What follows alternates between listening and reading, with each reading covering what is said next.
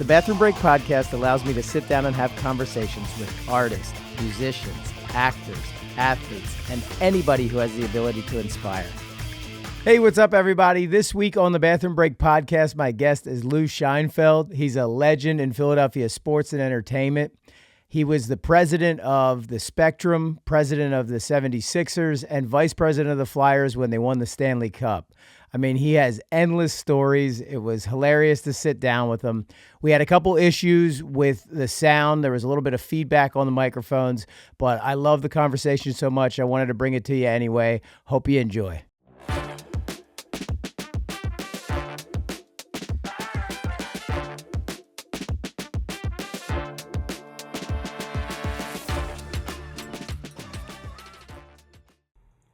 Where are you from? Westchester. Oh, you're local. Yeah. Yes, I grew up in Westchester. And then kind of went down to the city a lot when I was a kid. Where? Where in the city? No, yeah. Yeah, we would go to Love Park, for skateboarding and stuff. Okay. Oh, yeah. Yeah. Well, they finally replaced that. Yeah. They built a new one over at the Municipal Services Building Plaza. So yeah, I've been down to that new one, taking some Love Park pictures. Was a phenomenon. Yeah. Worldwide. I mean, just like the Rocky statue. Yeah. People, they come to Philadelphia. Where's the skate park? Yeah, I know. It really did. It became, and it was in the Tony Hawk Pro Skater video game. So then, it was like because of the granite and the not chairs, but those benches they had granite. They gave you jumping up and down. That was fantastic. Yeah. Certain things happen without plans. That became world famous. The Blue Horizon boxing venue became world famous. And the Rocky statue. There's 2 million people a year go to the art museum. 4 million come to the statue. Wow. It makes sense. I did like the Rocky Run.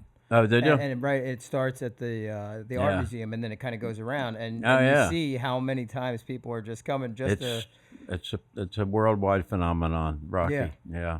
It's amazing, and like you said, you can't really kind of plan that stuff. Like same thing with Love Park. Now, skateboarders across the street they have something for them, but they're not really. Like it's not. I could tell you about Rocky because that's a story that I screwed up on. Oh yeah, I'd love to hear that. We're talking about Rocky being a phenomenon in Philadelphia. At the Independence Visitor Center at 6th and Market, up the street from the Liberty Bell, they say the 3 most asked questions are, "Where's the Liberty Bell? Where's Pat Steaks? And where Rocky?" Yeah. As people come from all over the world to see Rocky, and it's a phenomenon. 2 million people a year go to the art museum, and 4 million go to see the Rocky statue, which they've now moved to the top of the steps. First, it was at the top, then it was at the Spectrum, then it was at the bottom. Now it's back. So, one of my great faux pas in life was when. Our booking agent, Steve Greenberg, at the Spectrum came to me and said, "There's a guy on the phone who wants to rent the Spectrum for 6 weeks this summer to make a movie." I said, "Well, how much we charge him?" He says, "Well, he doesn't have any money." I said, "Oh, that's good." I said, "What's his name?" He says, "Sylvester Stallone." I said, "Guy with a funny name wants the building for 6 weeks and has no money?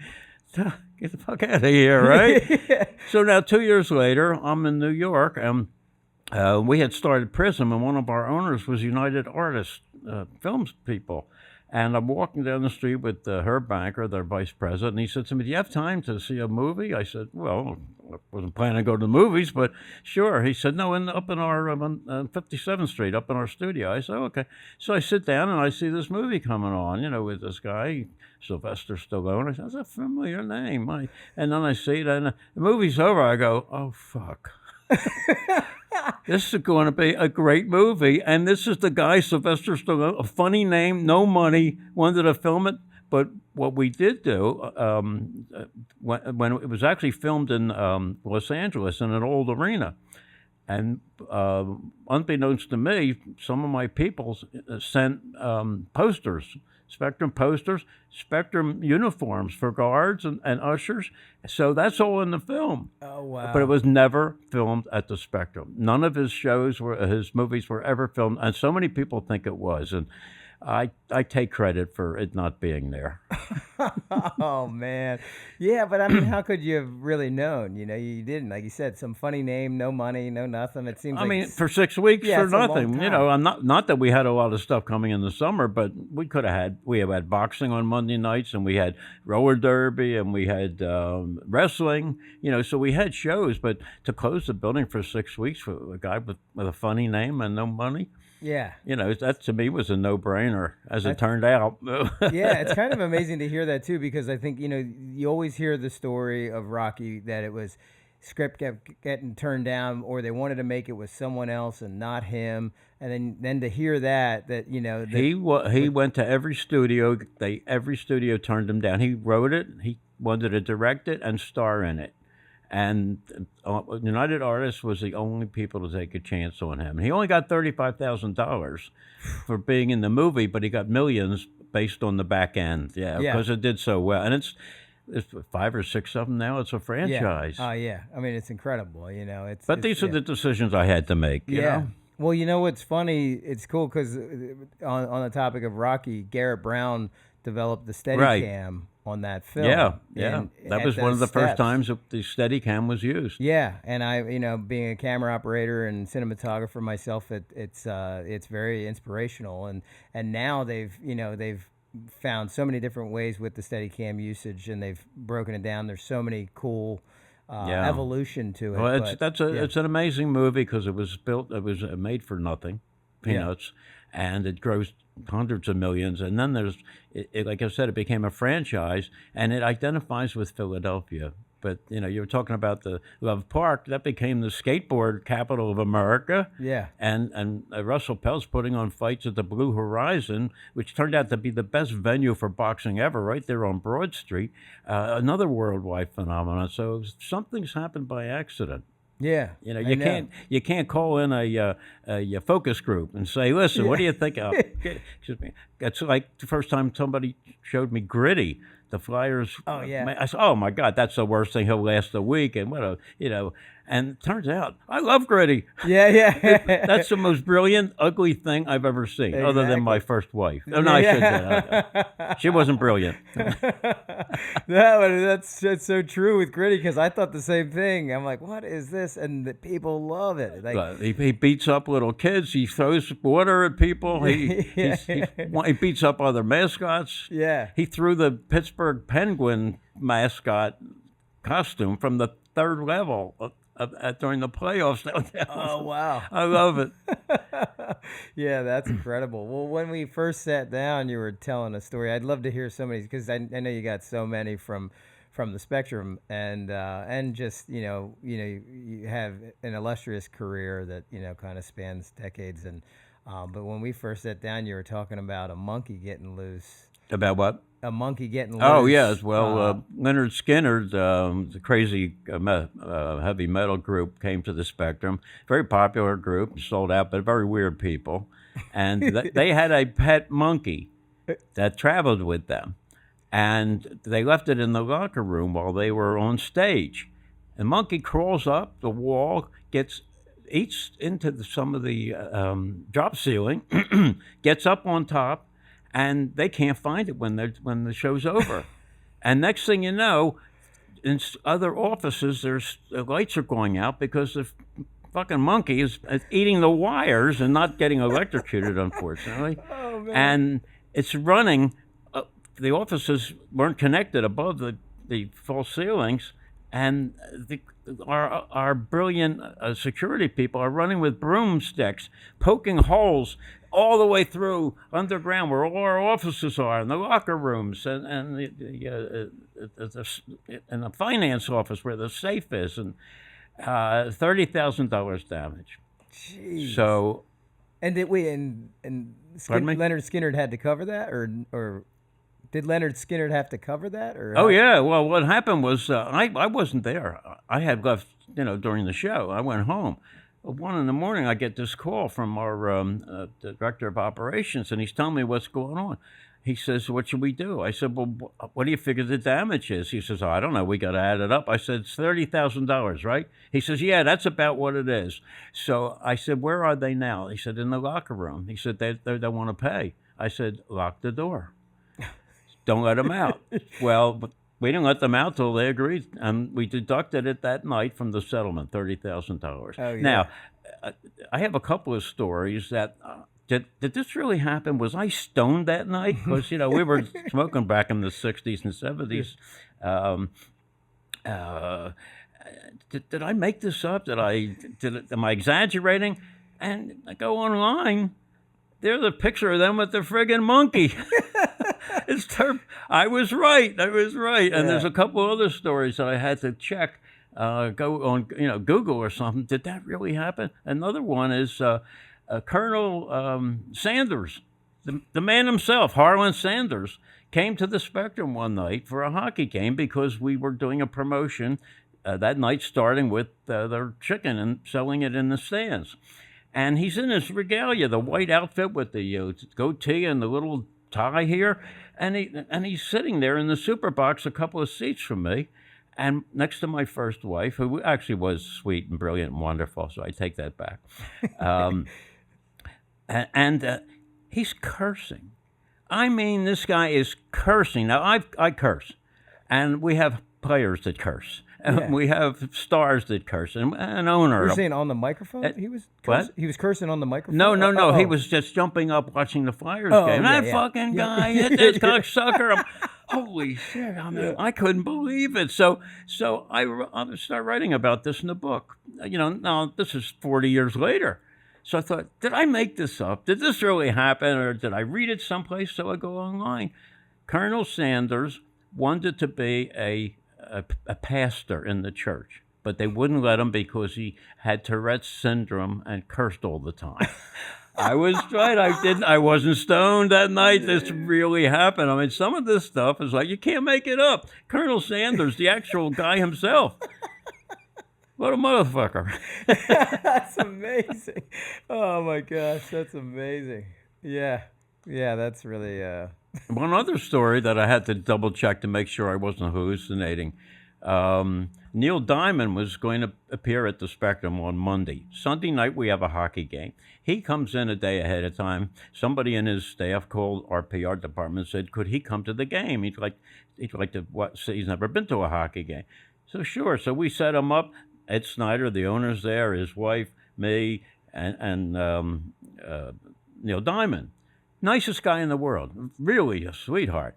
And partway through the game, he says to Ed Snyder, can I go walk around the building while the game's on and it's not too crowded out there? He says, I'd like to get a hot dog and a Coke or something. And it's, we'll have a steak made in the restaurant downstairs. And so, no, I just want to see the building. I've never been here before. So I said, I'll go with you. Ed said, get a couple guards. I said, no, I'll go with them. Most people, it's going to be empty during the game. So we walk around and we come to a concession stand. And he walks up and there's this old South Philadelphia lady who's probably worked there 30 years or whatever with the beehive and this dirty uniform. And he walks over and he says, can I get a hot dog and a Coke? And she says, Pepsi. He says, "Oh yeah, you don't have Coke, Pepsi." It was like John Belushi, right? So, and she's got like a toothpick in her mouth and the hairs on her chin, typical South Philadelphia lady. So, not all South Philadelphia ladies, of course, but old ones back in that day. So he says to her, "This is a nice building." He says, "Do you ever have anything here besides hockey?" She says, "Oh, yeah, we have boxing, wrestling, roller derby." He says, and we have concerts. She says, tomorrow night that Neil Diamond's going to be here. She says, "I can't stand him." Oh, no. Well, he starts laughing. I go, "Oh, my God, thank God he's laughing." We go back and we tell Ed Snyder, and he says, "I want her fired. Lou, get her fired. Fire that woman." And Neil says, "Oh, please, not on my..." I thought that was hysterical. So now again, did I hallucinate over the years? Did I make this thing up? And while I'm writing the book, and I couldn't find anything online. But while I'm writing the book, she dies, and there's an obituary in the Inquirer, quoting her son, who said, "My mom told Neil Diamond off."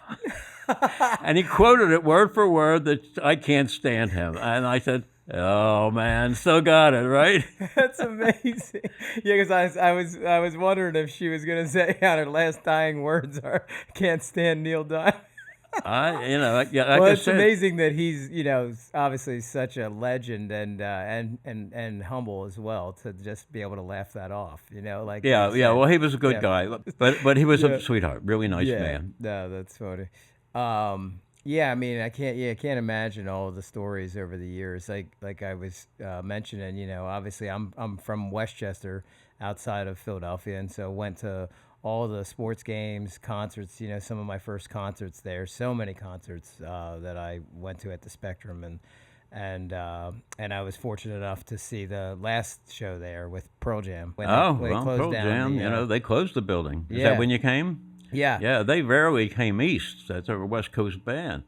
And the amazing thing is, and talk about, luck and things happening, there was no such thing as an arena rock show when we opened. That hadn't happened yet. They had the Electric Factory at 22nd and Arch. They had clubs all over Philadelphia, little places, but there was no such thing as an arena rock show. Oh wow. And so we didn't, like Ed Snyder said, he said, we didn't spend $10 on sound.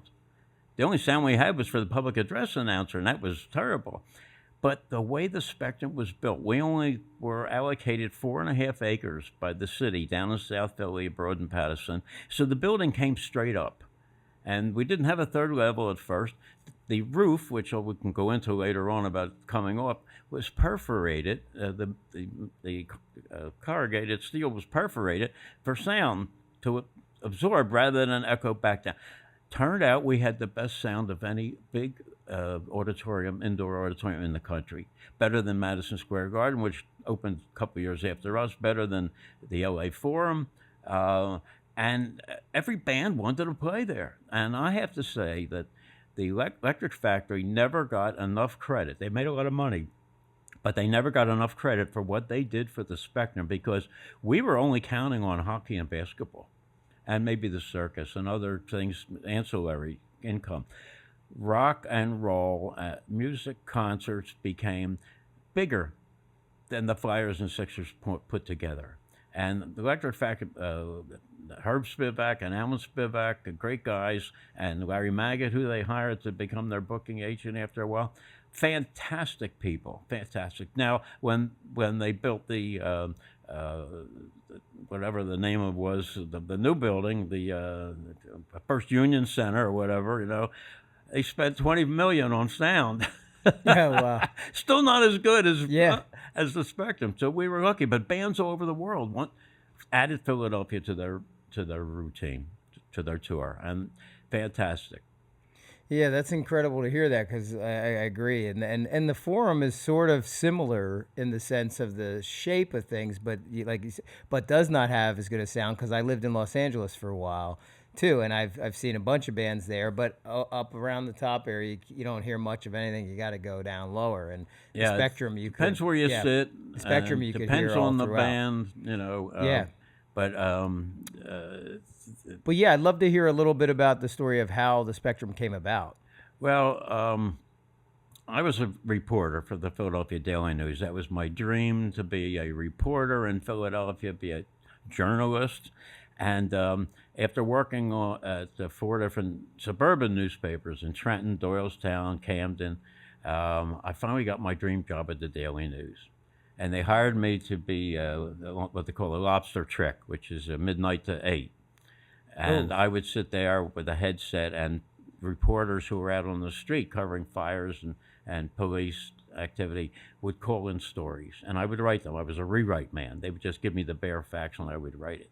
So about a week later, not a week later, about 3 or 4 weeks later, the boss, the editor, said to me, "Listen, so-and-so's going on vacation at City Hall. I want you to fill in for him." I said, "Oh, my God, I'm going to cover City Hall." Now, I'm born and raised in Philadelphia, Brewery Town, 30th and Girard, to City Hall, my God.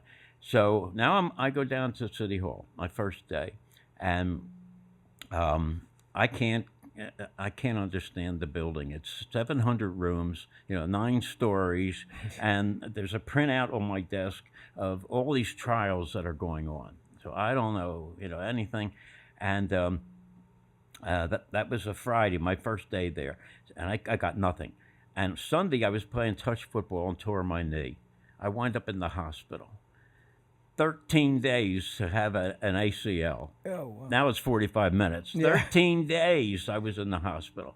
And when I came back, and no medical coverage yet because I hadn't been at the Daily News long enough, and I had to go back to City Hall, and the same thing. I got the guy was on vacation, and I see the printout. I go to courtroom 9A on the 4th floor, and I'm going up steps. And I don't know if you've ever been in City Hall, but the steps are like circular, 11 stories and concrete and granite slabs, and my knee is killing me. By the end of the day, I have every courtroom I went into, it was over. It was postponed. They're in conference. The guy pled guilty. It's over. I got nothing. So I go back to my desk, and I call the editor, and he says, "What do you got, kid?" I said, I got nothing. He says, "That's Friday and Monday. You got nothing." He says, "You're making me look bad. I hired you." He says, "You're letting me down." He says, "If you don't get any stories tomorrow, I think we got a problem." I said, "Okay." So the next day I couldn't move. I couldn't walk. My knee was so swollen. And the phone rings. And I pick it up, and it goes, "Dave?" I said, "No, Dave's on vacation." "This is defense attorney Wilson. I have a story if you want it." I said, "Yeah, okay." So I take the story. The phone rings again. "This is Judge so-and-so. I just threw the so-and-so out of my courtroom. Do you want the story?" "Yeah, okay." I didn't leave the desk for the next 2 weeks. Nice. This is how Dave Rachel, the previous guy, he never left the desk either. And now I'm turning in story after story. So now one of the stories I'm covering is the Eagles, the Philadelphia Eagles, are suing the Mayor Tate, and the city of Philadelphia for breaking their lease for Veterans Stadium, which was going to be built. The Eagles were going to be the only professional football team in the building. And Jerry Wallman was called, the owner of the Eagles from Washington. He was called into Mayor Tate's office, and Tate and his gang told him that you're not playing at the what's going to be Veterans Stadium. We're building a stadium over the tracks at 30th Street, and Madison Square Garden is going to operate it. And he said, "Well, I have a lease." He says, "Well, you don't have a lease." And he said, "I signed it." He said, "Let me tell you how Philadelphia works. We tell you what to do." He said, "You're playing at Franklin Field right now. I can call Penn and have them kick you out." So Jerry Wallman, was a very, very nice guy, but you don't fuck with him. He didn't become a multimillionaire at age 36 by falling off the back of a turnip truck, which could have actually happened because as a kid, when he was 16, before school in Shenandoah, he used to drive to Dock Street to the produce department to get stuff, take it back to his dad's grocery store. He winds up buying the Eagles, years later. Yeah. So I'm following the story, and it's the courtroom now. So that trial hadn't been held, so they hold a press conference down at the Eagles, 30th and Market. Well, I go down, man, these people know how to live. They were in the Bulletin building. They had the whole ground floor, fanciest offices I've ever seen. A conference table that was like 50 feet long, shaped like a football, plastic chairs, and go-go girls, which turned out to be Jerry Wallman's wife and Ed Snyder's wife. I thought they were models, So I figure out that there's something going on here with Madison Square Garden. How did they come to Philadelphia? Well, it turned out that Mayor Tate had made a deal with somebody to get a piece of an American Football League team to play in Philadelphia along with the Eagles.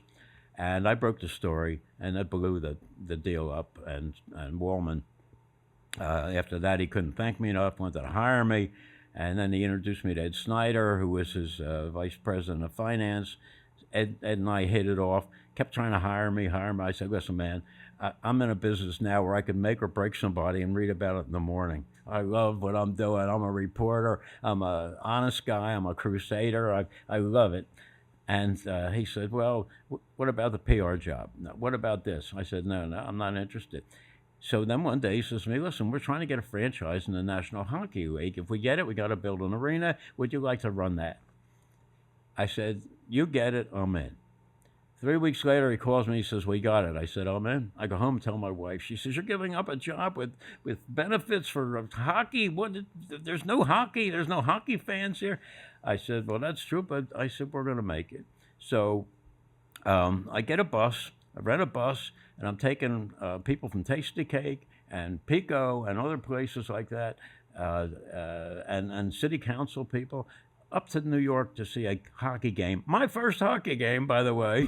The Rangers were playing the Montreal Canadiens in the old Garden. And I go in, and the place is rocking. It's sold out. The people are screaming, and I'm going, oh, my God, this is wild. And the game hadn't even started yet. It was just warm-up. And I see these guys skating around, in these fancy uniforms with names like Jean Beliveau, and Qu'est-ce que c'est François, and Jules de Wall, and all this fucking names you don't get in Philadelphia. And the game starts. Now, I'm standing in the corner right by the glass, and they're bashing into the glass. And I said, we're going to sell the shit out of this in Philadelphia. I said, I can't wait to get back. I said, and I looked around, and I thought, you know what, there's a lot of women here, and they're getting off on this. So I figure they're seeing these guys fighting over them.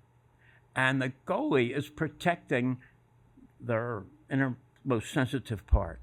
And these guys are banging away with sticks and elbows and things, and these and bang, bang, bang, bang, and score! Oh my God, they go crazy. The crowd's going crazy, and it's an orgasm. The women are having orgasms. I said, not only I said women are going to let their men come to the games. That was back then. I said sex sells. We're going to sell the shit out of this thing. So we had to come up with $2 million. Ed Snyder and Jerry Woolman. Jerry Woolman goes bankrupt. Jerry Woolman had already allocated $1 million, so we were $1 million short.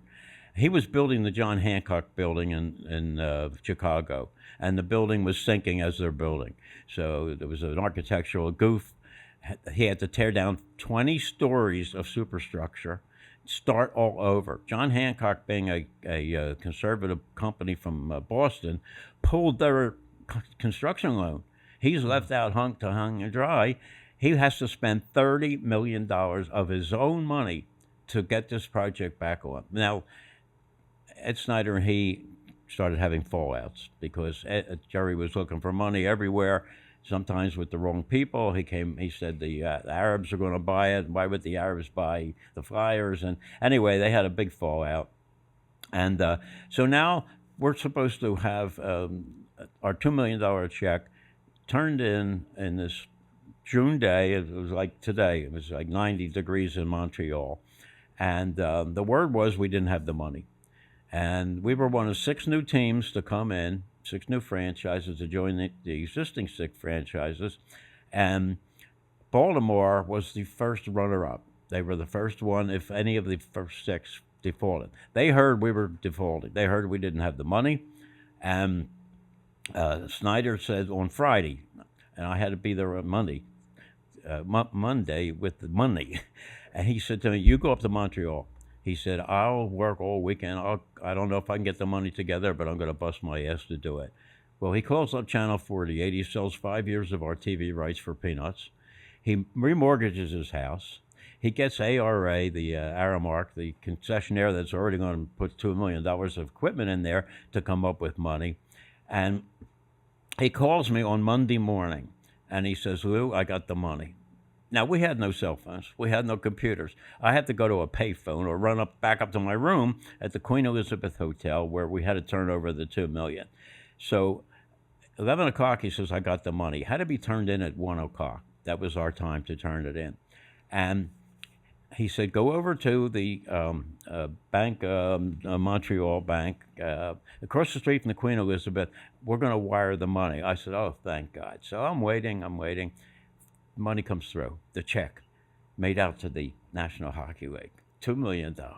I said, oh my God, kiss this thing. Now I'm in a three-piece suit with a tie, and I'm sweating like crazy. And I had to run across the street, climb over what I call a median barrier, and then up the steps and down the hall. And halfway down the hall, Bill Putnam, who was the president of Flyers, who helped put the deal together, I was vice president, he looks at the check. He says, oh, my God. I said, what's the matter? It's a certified check. The money's there. He says, it's made out to the National Hockey League. I said, so? He says, it's supposed to be made out to the New York Rangers. I said, why? He said, because each of the 6 new teams is giving $2 million to one of the existing teams. We're supposed to turn ours over to New York Rangers. I said, oh, my God. So I run to a payphone. I call Ed Snyder. I said, Ed. He says, what's the matter? A problem? I said, yeah, big problem. I tell him, he says, I'm having a heart attack. I said, we got to get a new check. Go to your room, stand by the phone. Go to my room, stand by the phone. Now it's 12:30, and we're supposed to turn it in at 1. And he calls me in my room. I got the check. I'm going to wire it. Goes to wire it.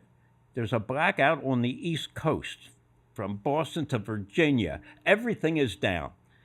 Finally, through a private wire at Morgan Guarantee Bank in New York, which was helping finance different things in the league, they had a private wire. They wire it. I get it at 1 o'clock.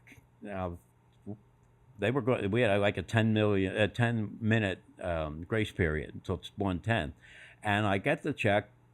And of course, the Baltimore guys are so happy. They're celebrating, high-fiving, and they're standing outside the room where you're supposed to turn in the check. I take it, and I run down the hall, and I run past them, and I hear Clarence Campbell, the commissioner of the National Hockey League, president, rather, I guess he was then, say, Philadelphia, you're up. And I guess it's us. I go in.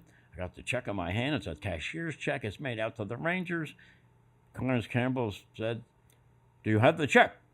I said, yes, I do. And I hand it to him. He looks at, turns it over, hands it to Bill Jennings, the owner of the Rangers. He looks at it. That'll be all. So I turned into Jerry Lewis. I said, like, maybe could you give me a piece of paper, lady, Mr. Sir? Mr. Snyder would like some kind of a receipt, for $2 million. I'm like begging these guys. And I said, did we get the franchise? And he says, if the check clears, which I doubt, Clarence Campbell. Well, of course, it's a cashier's check. The money is already secured. So I walk out, and cocky as hell, and there's the Baltimore guys, and they look at me, and I said, guys, I think you're fucked. And I go up to my room, and I call Ed Snyder. What happened? Did we get the franchise? I said, yeah, I think we did. Yeah. He said, what do you mean you think? He says, I knew I shouldn't have fucking sent you up there. I said, well, they didn't give me a receipt, Ed, but the reporters are outside my room here, and they want to know all about the Philadelphia franchise. So I guess we got it. So now I'm figuring we're going to get fantastic coverage in the Inquirer, the Daily News, the Bulletin, the whatever else papers were back in those days. Well, it turns out that there's the Israeli Six-Day War breaks out. Yeah. We get couple of paragraphs, page 7 of the Inquirer, and same thing in the Daily News. PHILA, period, gets NHL franchise. That's it. That was it. So that was, and for somebody whose job was promotion, putting asses in seats and getting publicity and doing stuff, that was like, I had that clipping downstairs. That's all we got out of it. So that's how we got the franchise. You're like, can I write the article for you and give us a little more? Yeah, and the next day was the draft. So we drafted the first players. Not Bobby Clark wasn't drafted for 2 or 3 years. Joe Watson, Jimmy Watson, Gary Dornhofer, Bernie Perron. All from the Boston Bruins organization. They formed the nucleus. So that were the 4 guys from... that actually makes a lot of sense because I feel like there's a lot of trades that go between Boston and Philly, even still, right? Like, I mean, there was periods of guys from the 90s that would end up at the Bruins coming from the A Flyers. guy named A.J. Brown from the Eagles just went to Boston. Yeah. Although they don't play in Boston. Yeah, They're yeah. like 50 miles outside of Yeah, Boston. yeah. That's the thing about Philadelphia. Every city says we're the greatest, we have the best sports now. Bullshit. Philadelphia has, there's only a couple of cities that have 4 major teams within city limits. Yeah. We have all 4 at the same intersection, Yeah. Broad and Patterson. I mean, and we sell out, and you can't get an Eagles season ticket for 20 years. You Yeah. have to kill somebody, which does happen, I think, in South Philly. Yeah. Well, you brought up a good point. When my question was when you You had a question? Yeah. Well, question of when you acquired the franchise. Was it not named because I thought I read somewhere that you had something to do with the naming of the Flyers? It was called at that point. We hadn't named the building. It was a new sports arena on our business cards, and the Flyers was the Philadelphia hockey team. We didn't have a name for it yet. So then we hold a contest. Acme holds a contest, and at all. Couple hundred stores they have, big banners in the window, and at every register, pick your name for the team, for the Philadelphia hockey team.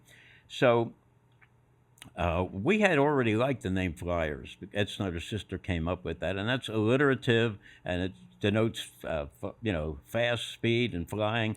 And I like short names because you name the Las Vegas Golden Knights. What do you think it's going to say in headlines? Knights. Yeah. And Avs, AVS for the Avalanche in Colorado. So I like short names.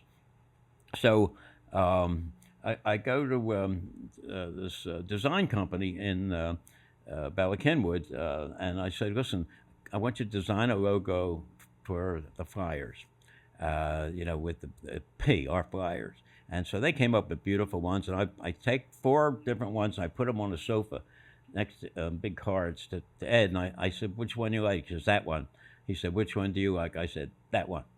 Not because he liked it, but and I've been known to do that too, but it was the right one. And that today is one of the strongest, most integrous logos in all of sports, recognized worldwide. So we hold this contest, and all these names are picked. And the Quakers was number 1.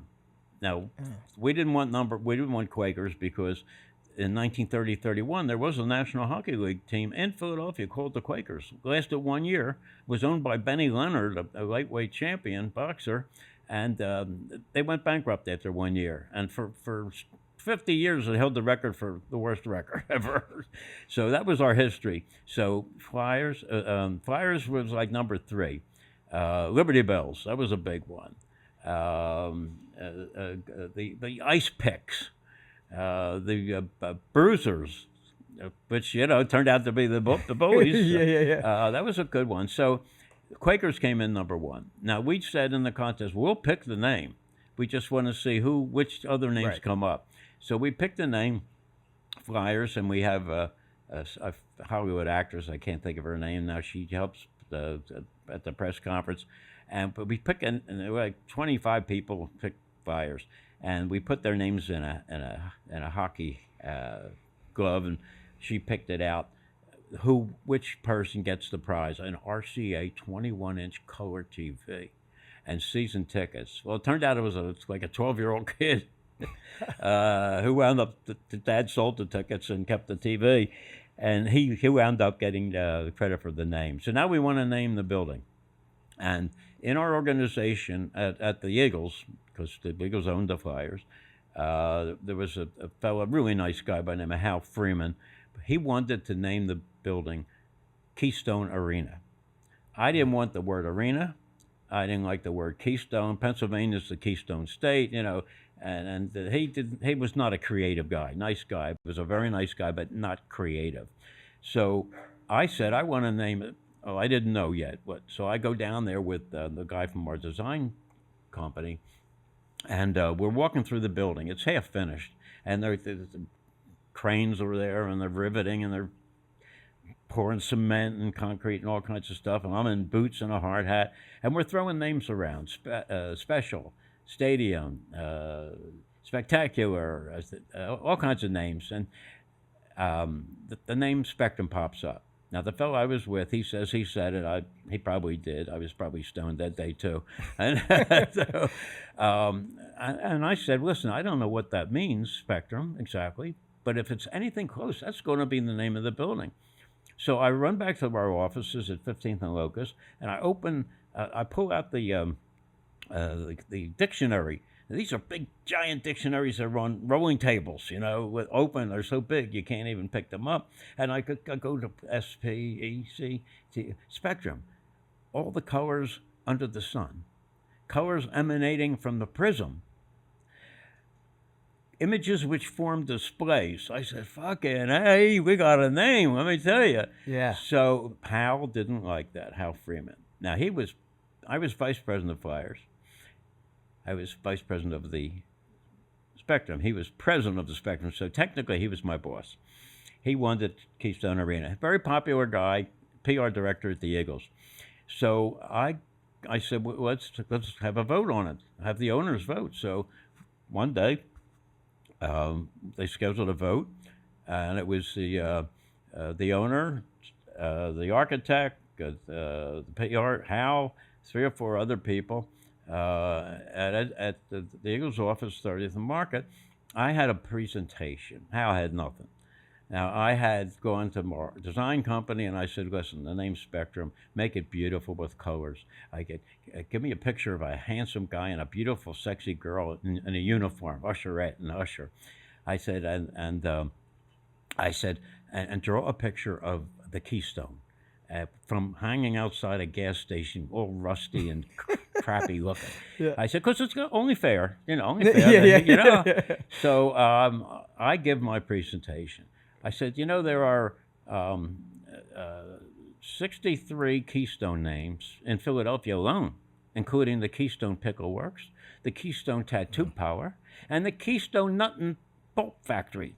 I said, and we already have a logo.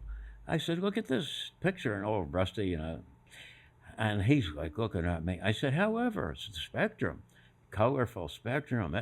SP for sports in South Philadelphia, E for entertainment, C for concerts and circuses, T for theatricals, R for recreation, and as an What a nice building. So they send me out of the room. They take a vote, 9-1. I said, who's the one? He said, not you.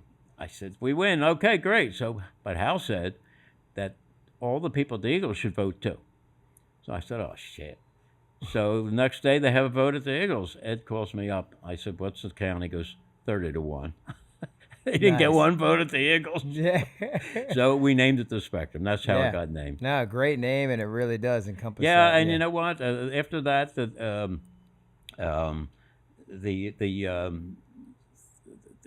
arena in Atlanta became the Omni, and people start picking names other than a dead president or the name Arena. I just did not like the name Arena. Yeah. And so then can I ask, because you mentioned Prism in there, how did that come about? Did that became like the sports network that was covering all that? And like how? In the early days of cable TV and pay TV, HBO was the 800-pound gorilla in the room. They were so big and so powerful, they started telling the studios what they would pay them for their movies. Now, the studios got alarmed. And the 20th Century Fox, United Artists, and 2 others, I forget, got together and said, why don't we open regional sports and movies, pay television in different parts of the country. So they came to us because we were the most successful with the Bugsy Bullies and everything.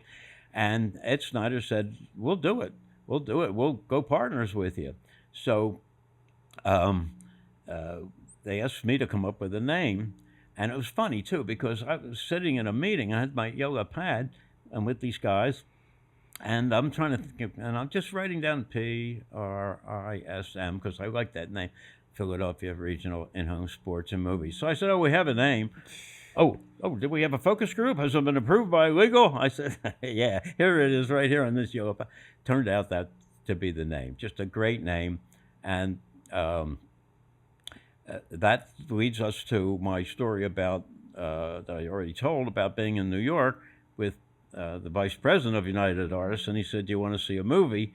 And it turned out that this is years later, but Prism is turned out to be a cash cow. Ed Snyder did fantastic with it while I was there, and after I left, they took it into other cities, and they built other prisms in different parts of the country, and then he wound up selling it for a big number to Cablevision in New York, Chuck Dolan, and then he started Comcast Sportsnet after a year that they weren't allowed to go into that business. So that's the history of Prism. We charged $10 to each cable company, and $2 went to each of the four movie companies and $2 to the Spectrum. And we got the Flyers and the 76ers. Ed got the Phillies on it. Of course, couldn't get NFL. That's a whole different story. And we showed movies without commercials. We showed all the Flyers games, all the Sixers games, and anything we could get the rights to, boxing, wrestling, the horse shows, but we could never get concerts because they would never give us permission. So we started putting on our own concerts, small town people. I shouldn't say that small, but like the Hooters, local bands that would do it. So the Hooters was the first tape I ever had when I was a kid. Oh, yeah? Now, I was a big fan. And well, Prism became a phenomenon, and you go online, people, if somebody shows that logo or talks about it, you see like 25, 30, 50 comments that Prism was great. We watched wrestling. I had to go over to this guy's house because we didn't have it. And the thing is, we first sold Prism to the bars in South Philly by telephone lines. And they were selling, and the Flyers were so hot, they were selling season tickets based on how many stools they had. And Mayor Kenny at the time, not at the time, but told me a couple of years ago, he was such a Flyers fan. He lived on 2nd Street in South Philadelphia. Well, only bars west of Broad had it at that time. He said he and his friends used to sneak into bars and watch the Flyers on Prism. They would go to different bars, and if it had a sign in the window, "We have Prism," they would sneak in and watch it. So Prism is a legend in Philadelphia. That's amazing. And so I was curious, what year the Spectrum became about, and then Prism, and then I wanted to tie that a little bit into like the back-to-back championships for the Flyers and how and the experience. Spectrum opened in '67. Okay. Prism started in '76. The year after. 76. Or, I mean, the year after the two championships. 9 years later, Prism started. Yeah. So, but I meant that was the year after the Flyers back-to-back, right? Yeah, right. Yeah. Right. Okay. 76, we kicked it off. We had one subscriber, two viewers. There was a guy in Upper Darby who subscribed. He was the first one. And Ed, the guard at our front door, had the TV hooked into the Spectrum, and they were the two people to watch Prism the first month. Oh, that's amazing. And then I signed Atlantic City, and they had like 30,000 subscribers. Then I signed Allentown, which had a couple 100,000, and then Upper Darby grew, and then we start getting all these places. And it was so primitive back then that there was no satellite, and telephone lines were too expensive. We had a dish on the roof, the size of this room, that sent a signal, straight signal. It was site to site. If there was a building or tree in the way, it wouldn't work. And we would send a guy over to, one of our engineers, over to Barrington, New Jersey, a High Point or whatever, and he would hold a flashlight. And one guy on our roof would hold a flashlight. If they could see each other, that's a direct line. Wow. And that's how we sent it to different places. And we put one facing northwest that went out to Allentown and other places. Called microwave. That was how. Two guys with flashlights back then. That's how it started. That's amazing to hear that. Yeah. So what was it like? You said '67, the Spectrum and the franchises. Now the Flyers. After you went through the naming and all that, and then what is it? 7 years later, they won the Stanley Cup. 7 years later, we were the first expansion team to win the Stanley Cup. We were building a team And in our first year, we got embarrassed by St. Louis Blues, which had a bunch of thugs, while our pretty little French skaters from the Ice Capades were skating around in beautiful circles. They're getting the shit kicked out of them. And we got wiped out in the playoffs the first year by St. Louis. We finished in first place with a losing record. But all 6 new teams were in their own league, so we were the best of the worst. Because the league gave us they gave us, we were disadvantaged. All they wanted was the $2 million. They didn't care if we ever won a game. So we get wiped out by St. Louis. And the owners of St. Louis were sitting in not in our box, but it was one long open super box, held 60 seats. We were at one end, they're at the other. Well, now they win, they wipe us out, they're high-fiving, they're so happy, and Ed Snyder is sitting there. Steam is coming out of the top of his head. He was a very, very competitive guy and a street fighter, by the way, as a kid. He was afraid of no one. And he got up, went down to the locker room, and pulled Keith Allen aside, the coach, and Bud Poyle, the general manager, and he said, from now on, when we draft somebody, if it's between 2 guys, you pick the bigger, tougher guy. He says, if we don't beat him on the ice, we're going to beat him in the parking lot. And he meant that. And after that, we just hired guys who could skate, like Dave Schultz. He was no goon. He could fight. And the thing about Dave Schultz, very shy guy. To this day, very shy. And he wasn't a fighter in the minors. But when he first came to training camp, he said, I had to impress Fred Shiro somehow. I'm not that great a skater. And he started beating everybody up. Even on his own team, they're fighting. And Shiro liked him. Bernie Perrant, he told me, he said, you know how I became a goalie? I said, how? He says, Pee Wee League. He said, they told us to race from this end of the ice to that end. He says, I was the slowest. They said, you're the goalie.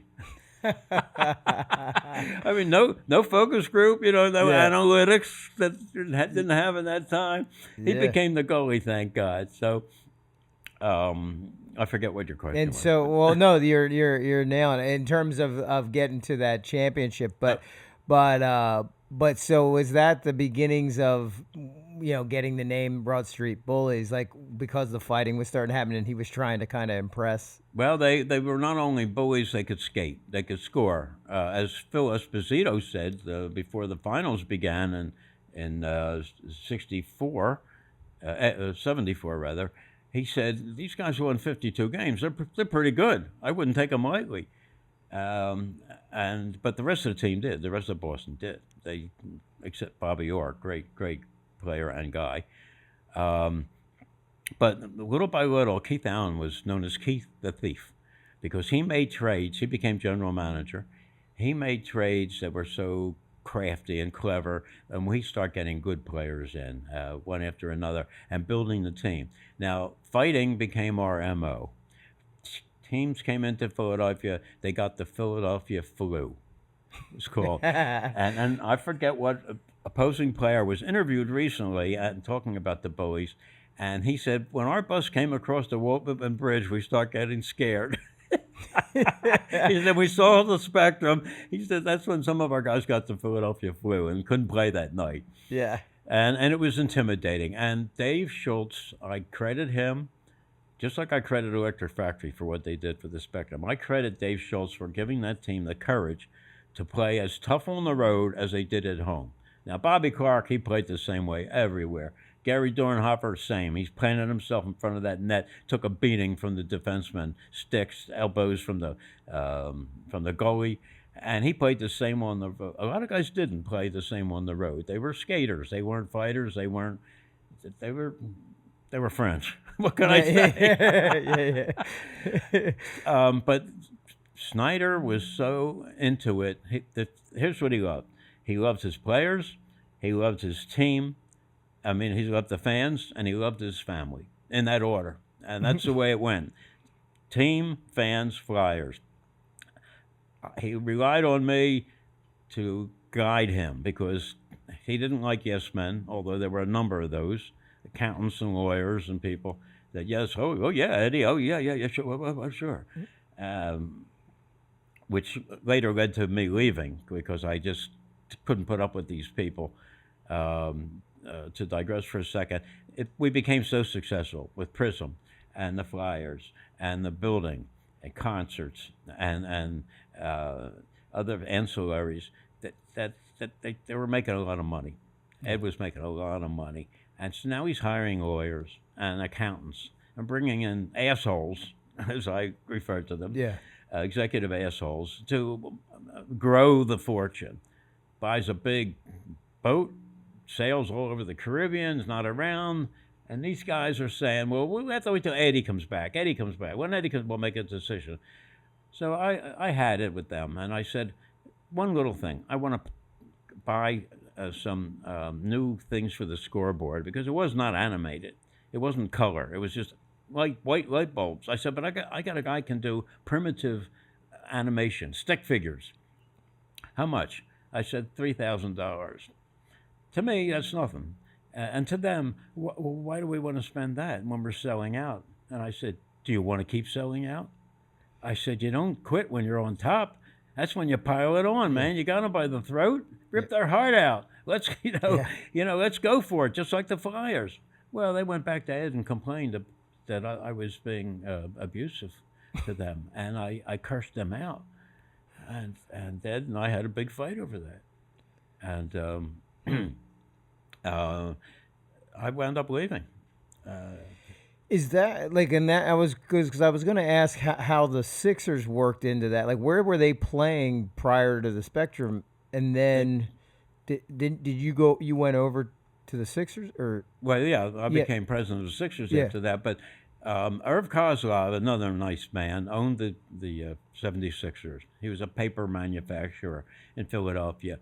He was the silent partner of a guy by the name of Ike Richman, who owned the Sixers. They were not teammates, but classmates at South Philly High, two Jewish guys, and then they both made a lot of money. Ike said, I want to buy the Sixers. I want to bring a team into Philadelphia.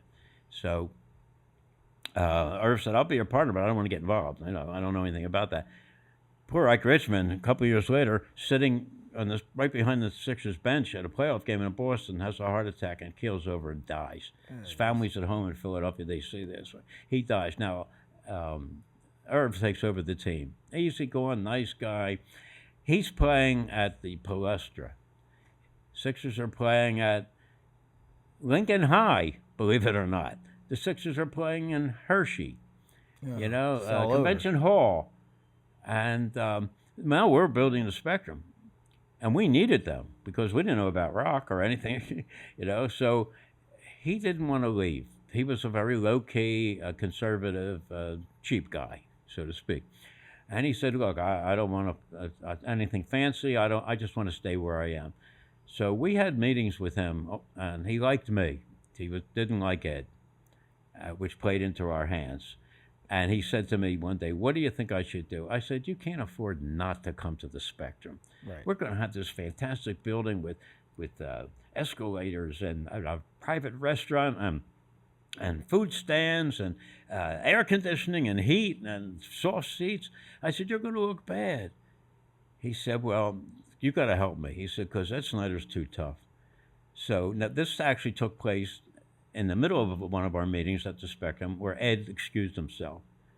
Tough guy. What do you call it? Good cop, bad cop. Yeah. So yeah. It wasn't planned that way, but Irv turned to me, and I said, "You can't afford not to play here." So Ed comes back into the room. What you guys talking about? I said, "Look, they want to come here. They don't want to get raped." I said, you know what, Ed? What we should do is give Irv Kozlov the same contract that the Spectrum gave to the Flyers, to show that you're not disadvantaging them. And Irv says, you do that, I'm in. He said, I'll move here. And that's how we got them to leave Convention Hall. So we had all these big stars come, and I never went into a dressing room. I didn't believe I belonged in there. I didn't like going into the players' dressing rooms. I think those things should be sacred to the people. But I did get to meet a few people. Now, Elvis Presley played the Spectrum, I think, 4 times. Elvis Presley in South Philadelphia is God, just like Sinatra. Those people were God. and they sold out, sold out. Well, of course, Elvis Presley was, world famous, sellout every place. And the last time he came to the Spectrum, I was on the first row with a young lady, and we're watching, and he looked terrible. He really looked terrible. He was bloated. His jumpsuit that he used to wear with the big medallion right here was open, and his sweat was pouring off his chest. He had backup singers. He had two bands behind him, different bands, and two sets of backup singers.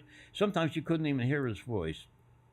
Now, his manager, Colonel Parker, was known as his Svengali. He dominated him. Later on, he was accused of stealing a lot of money from him or overcharging or whatever. But he managed his career for many, many years. He would come in 3 weeks before the Presley show, and they would count every seat in the building, hand count it, all the permanent seats. And then what would be the manifest of seats on the floor, they would come in for another concert and count those seats as well. Then they would come back the day of the concert and count them all over again to make sure we didn't slip in seats. Not that I would do something like that, wink, wink. I did slip in a couple of seats here and there, but we didn't sell them. They were for friends and family. Yeah. So after the concert, we're back in the office to settle up because they wanted their check. Everybody gets a check before they leave the building. It's called settlement, and we deduct all different charges, and they argue over some of them. Others they let go, and he says to me, "Hey, Lou, what are you doing tonight?" I said, "Tonight, it's midnight." He said, "I said I'm going home." And he said, "Well, we're flying back to Vegas on our jet. Do you want to go with us?" I said, "Go with you?" He says, "Yeah, Elvis thinks you're cool." I said, "Wait a minute, Elvis thinks I'm cool? Wait do I tell my kids I'm cool? Elvis said I'm cool. My God, I only said hello to him once." I said, "You know what? I would love to, but I've got this meeting with Ed Snyder tomorrow about expansion and doing this and that." And that's the second biggest mistake I made in my life, other than the little Rocky thing. And I didn't go, and I didn't go. So that was my Elvis story. But he died 4 months later. Oh, wow. And we were one of the last concerts. He looked, and you know what? He made a speech at the end. And he said, "Listen, you're reading stuff in the papers and all and hearing about my health. I'm in great health. I'll be back next year. Don't you worry about it. I promise you." And when he died, I was like shocked. But Sinatra, like I said, is beyond God in South Philadelphia. I mean, paisano, hey, you. So he's coming in for 2 shows in July of '72. I think it was the days. I'm sorry, kind of get foggy. Mm-hmm. An afternoon show and a night show, and of course it sold out instantly. And I get a call from his manager and lawyer, Mickey Rudin, in Los Angeles, who I had spoken to over the years. And I'm president of the Spectrum at this point. I'm running the building. Yeah. And he says, "Hey, listen, Lou," I said, "Frank wants to help out the Teamsters in Philadelphia." I said, "Okay." Well, he said, "Somebody from the Teamsters is going to come over to the office tomorrow with a check for $15,000. The tickets are $15 a piece. The top ticket, $15, yeah. Right?" He says, I want you to sell, Frank wants you to sell them 1,000 tickets, $15 a piece.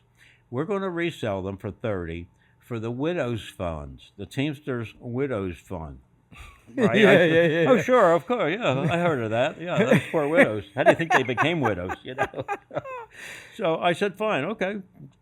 So I called Ed Snyder. I said, "Listen, Ed, Mickey Rudin wants the teams. I don't want to hear it. Yeah. And he hangs up on me. I said, "Okay, thanks for the backup, Ed."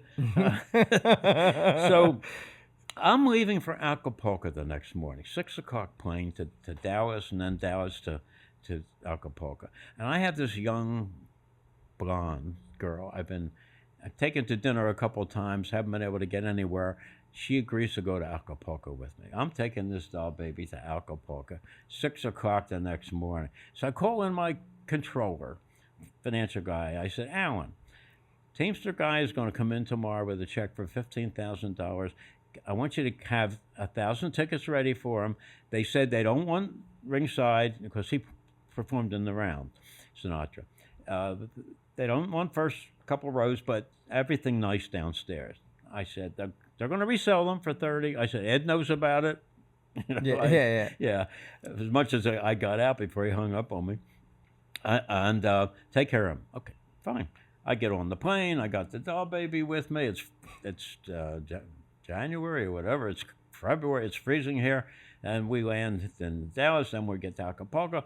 I go drop our luggage, rush to the pool. I'm in my Jansen bathing suit. She's in a little bikini. And I'm going, oh, my God, this is heaven. And we're sitting on stools in the water at a bar in the middle of the pool. And drinking Mai Tais and stuff. And I'm kibitzing with the bartender, and on the phone rings. And he goes, I don't know. Your name's Scheinfeld? I go, who the hell's calling me in Acapulco? Now, back then, it takes a half hour to get a call through. You have to call the operator. Here in Philly, she calls Acapulco. When they get me to the phone, then they call back. I'm like, who the hell's this can't be good. I pick up the phone. It's my secretary, Linda. She's crying. I said, Linda, what's the matter? She says, there's a man sitting at your desk with a gun. I said, what? Now, I know I wasn't stoned. I said, what's his name? Flowers, Frankie Flowers. I said, well, I know that name. He's a gangster from South Philly. So I said, well, what's the problem? He says, your tickets are shit.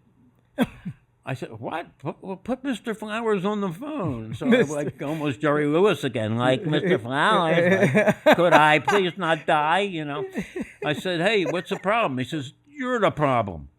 I said, well, what do you mean? He says, your tickets are shit. Nosebleeds up on the 3rd level.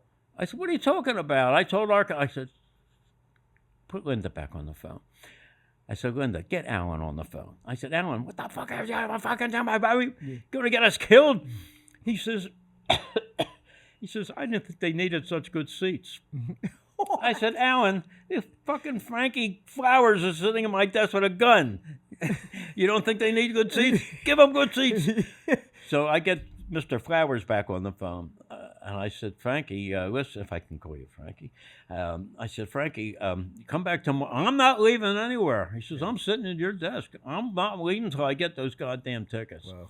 So I said, okay. I put Alan back on the phone. Now I'm sitting here like sweating, like what nice vacation. I can't even get it up at this point. Right? Forget her, Don't touch it, you little bitch. So I put him back on the phone. I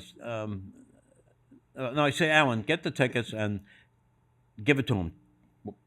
And do it fast. Yeah. I said, get him good seats, everything downstairs. Not first 5 rows, like they said, everything good. He says, okay. I hang up. And I look at her and I thought, I got to call Mickey Rudin, make sure everything's okay. Hope they haven't heard about this.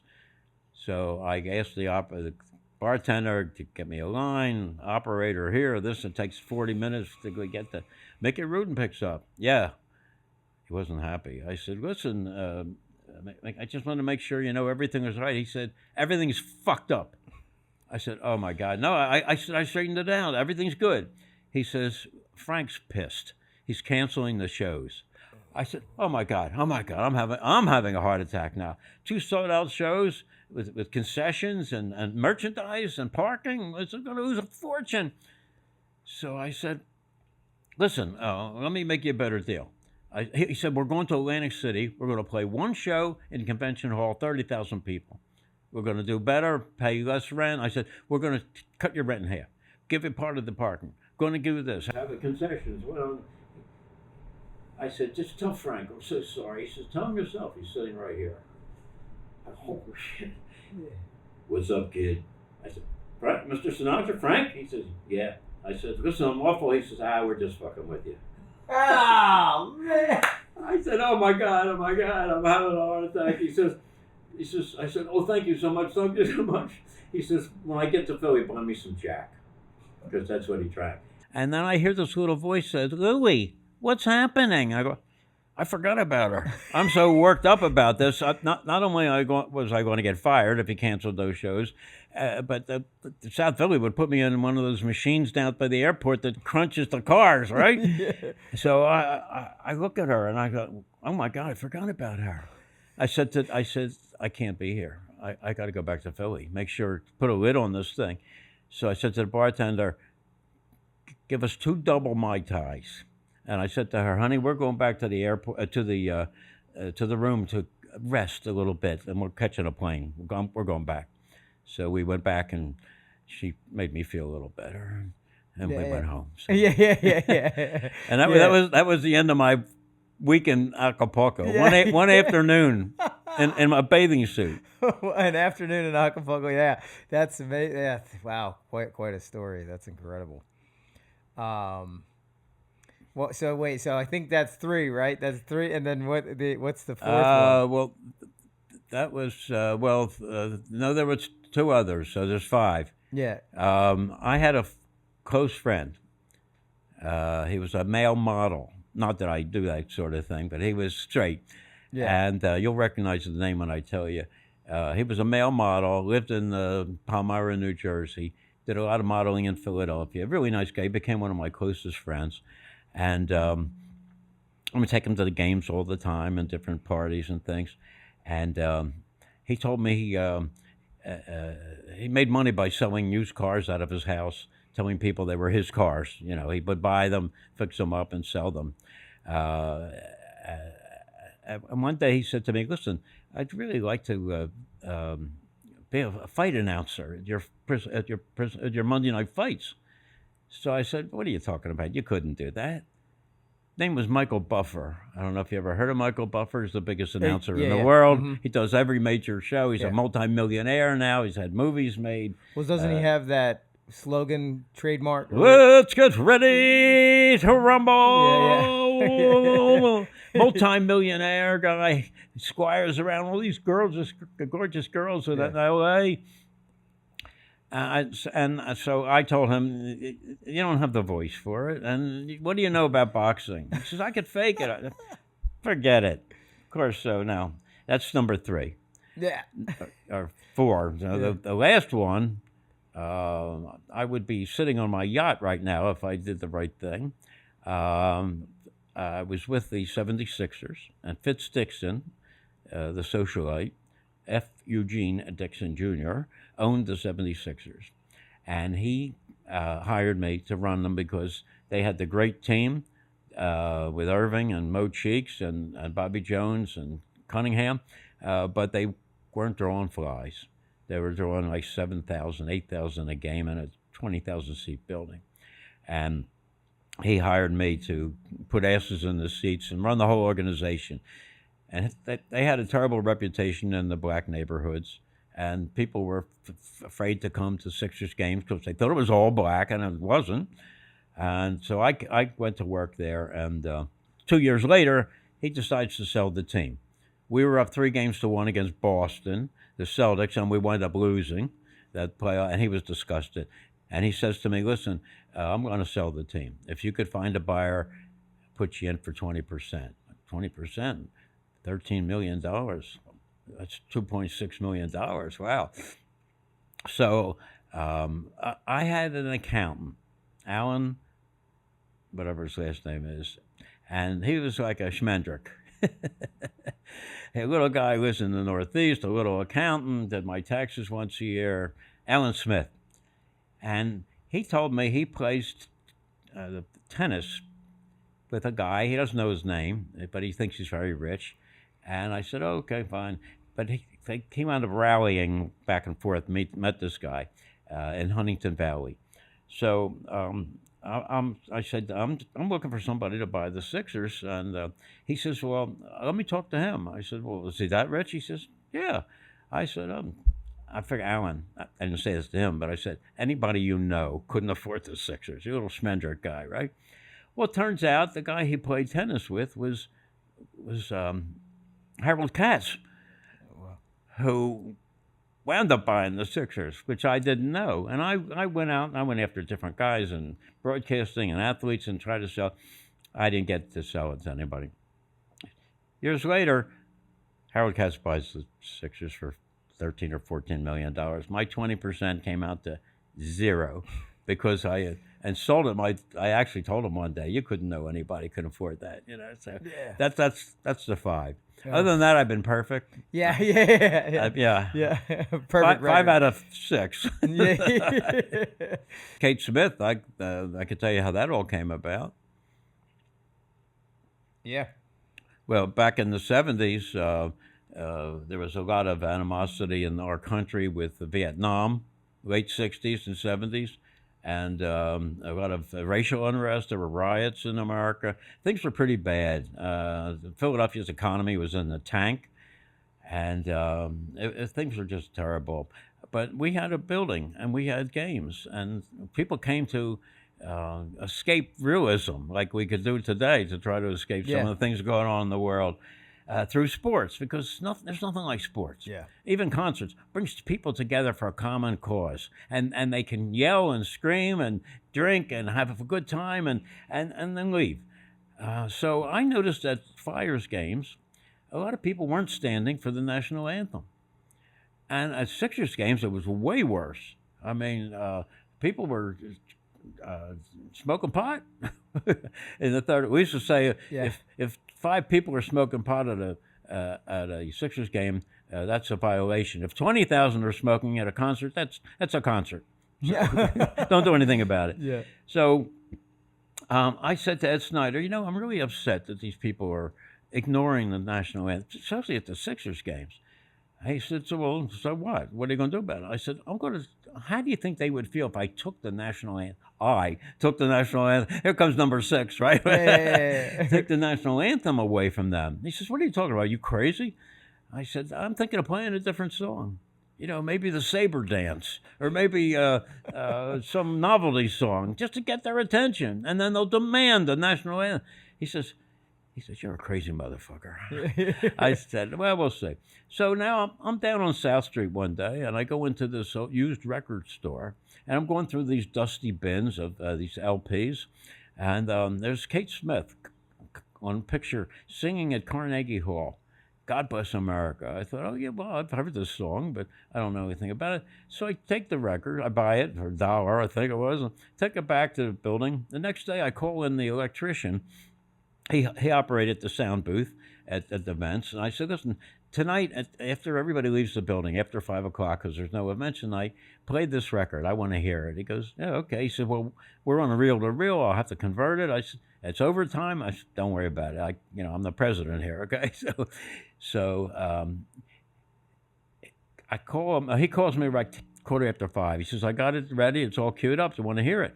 I said, yeah, I'm coming down. I'm coming from my office down the hockey chute, players chute, and I waved to him. I said, give me 5 minutes. And I went up into the stands. I went to the very last row. And I said, okay, I give him the signal. He plays it. Fantastic. I can hear it up there. I get down the first row. I go in each corner. I make him play it like 10 times. It's like 8 o'clock at night now. And everywhere. And when I heard her sing that song and hit that last note, oh, my God, I got chills. I said, now this is what I'm going to play. It's patriotic. Nobody can get mad at me. And I didn't have any idea it was going to turn into any type of good luck charm or whatever. So now I'm thinking, now days are going by. I'm thinking, should I play it? Would I play it? Could I get fired again? I'm always doing risky things, So 2 days later, we had the Toronto Maple Leafs coming in. Now, back in those days, this is January 11th, 1969. We're only 2 years old. In those days, we didn't win very much. We were embarrassed a lot, especially playing a team like Toronto. But Toronto is a big market. That means it's going to be on Hockey Night in Canada, all across Canada, and regionally in the United States. And a lot of people are going to be tuned in, and it's going to be sold out because one of the old teams comes in, it's a sellout. What we call a money game. People come that they're not giving it to their chauffeur, or their secretary or whatever. They're coming to the games. So it's June 11th. It's January 11th, and I'm nervous as hell. I'm sweating, and I walk through the building, and I see caterers were doing stuff, and what do you call them? Frontline loaders or riding around. They're building the set for the for the hockey, and I see all these TV cameras being set. I said, tonight's the night. I go up to the super box where I always stood right in the middle of the super box. Ed Snyder sat down at one end, and I stood in the middle. And I pick up the phone, and it's 6:45. The game starts at 7:05. I called the sound booth. I said, Joe, we're going to play Kate, God Bless America tonight. What, are you crazy? Are you kidding? I said, no, I'm not kidding. Now, Lou Nolan hadn't started yet. He came a couple of years later. I said to the announcer that was down there that day, I said, tonight we're going to play Kate Smith singing God Bless America. He said, are you crazy? What are you talking about? I said, just introduce Kate Smith instead of the national anthem, God Bless America. He said, okay, he says, it's your funeral. Yeah. Thank you, just what I needed. So now it's 7:05. The players are lined up on the blue line. The spotlight's on the flag. Ladies and gentlemen, you please rise and join in as Kate Smith sings God Bless. And the crowd goes, huh? What the what? Ed Snyder stands up from down there. He's 30 feet away from me, and he's looking at me, son of a bitch. Just like in The Graduate. Yeah, son of a bitch. Yeah. And he always called me that. So we play it. Now it ends, and the crowd is like, oh, I don't know. It's pretty good, but yeah, we get a little applause, some boos, He gets up from his chair, Ed comes over and gets in my face. You crazy son of a bitch. I told you not to play that. I said, you never told me yes or no. He says, because I didn't think you were crazy enough to play the fucking song. Yeah. And I mean, spittle's coming out of his mouth. He was furious. He was crazy. Goes back to the seat, sits down. Now the game starts. The Flyers are skating. They're hitting. They're scoring. We're winning. The end of the first period, people are coming up the aisle. He sat right on the end, right by the steps. People, Mr. Snyder, that song's great. That was great. The Flyers, we're really looking great. End of the game, we win 6-3. We never scored 6 points in a game, let alone against Toronto. Yeah. And people are, Mr. Snyder, congratulations. They're shaking his hand. And I'm, Yeah. is this the time to ask for a raise? And he gets up and he looks over at me and goes, son of a bitch. And he comes over to me after the crowd leaves and he says, I don't know how you did it. He says, but keep doing it. That's amazing. That's the type of relationship I had with him. He was tough as nails. Tough guy. Yeah. And that building, that job, every Flyers came first. Friendship, family came second and third. He was tough to work for, but I never saw a man that worked harder, smarter, tougher, except once. I saw him scared. And we had the Rolling Stones coming in for 2 sold-out concerts. And they were every place they went, this is 69 or 72, I forget now. Everywhere they went, this was before Altamont with the stabbing, there were counterfeit tickets and riots in Montreal, in Chicago, in Boston, and we were afraid that we were going to have a riot on our hands. And so we went out into the parking lot, cleaned out our garden, any pebbles, anything that was around that could be thrown. Well, it turns out the concerts are great. We don't have any problem, but I had called the district police station in South Philly. I knew the captain. I said, listen, they're coming in. There's been trouble in all these other cities. Could we get some extra officers for those 2 concerts? And he said, yeah, sure. I'll get a busload of guys straight out of the academy. I said, great. So, of course, for 2 days, we got 35 extra officers. And the basic deal with the police department was we took care of inside the building, and the police took care of outside, the parking lots and traffic. And rarely ever did you need police inside. So the concerts go off. It's great. We make a lot of money. Everything's wonderful. I told our operations director, go down to the locker room where we have all the confiscated liquor from kids that shouldn't have it. And we had a big-ass party. And we were actually doing a little this and that. And for 2 days, we were so excited. We did fantastic. The building made a lot of money and not a drop of trouble until A week later, I opened the mail, and there's a bill from the city of Philadelphia for $63,000 for police protection. Time and a half for every one of these guys. And we didn't make $63,000 on the two shows. We probably made 20 each night, so 40. We're going to lose 20-some thousand dollars, lose it, not even make any money. And I go, oh my God! So I show it to Ed. He goes, oh, whoa, what the fuck? I figure I'm getting fired again. Here I go, another Lou episode. So I said, I'm going to call Frank Rizzo. He says, how do you know Frank? I said, well, Frank and I have an agreement. I said, I never met the man years ago. I'm walking down past the Bellevue Stratford Hotel. There's protesters out in the street screaming about Vietnam and other stuff. And Vice President Hubert Humphrey is speaking in the Bellevue, and they're protesting. And there's Rizzo, who I hadn't met. Now, I'm a reporter covering City Hall at that time. And I'm walking past, and I see a detective says something to Rizzo, and Rizzo comes over to me and he goes, Scheinfeld. I said, yes. He says, I want to shake your hand. He shakes my hand, and my hand disappears into his catcher's mitt. Of a hand. This guy was huge and scary. And he says, you named me the Cisco Kid. And I never forgot that. Now, I didn't.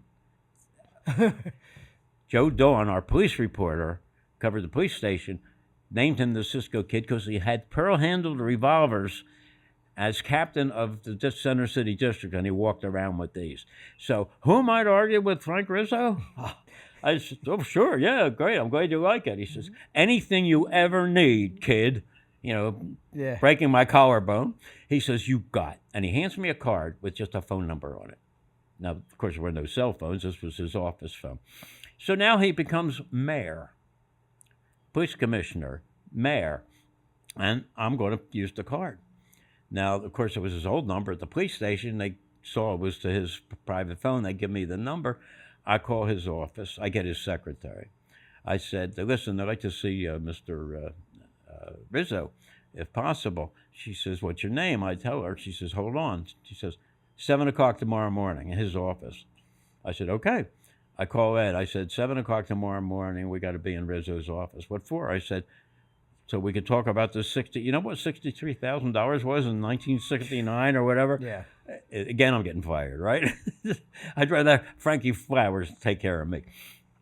So we go in, and we're sitting there, and we're called into his office. He's already in there, white starched shirt, red tie, sitting behind the desk. His desk was like the size of a battleship, and gleaming oak, nothing on it except this phone with 1,000,000 buttons on it.